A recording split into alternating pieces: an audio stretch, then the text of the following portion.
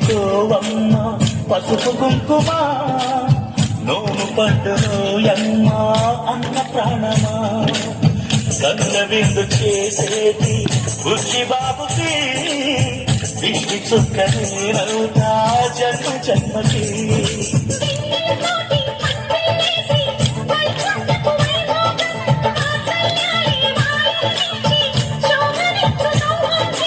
అల్లాడు ముట్టమ్మాయి అక్షింతలు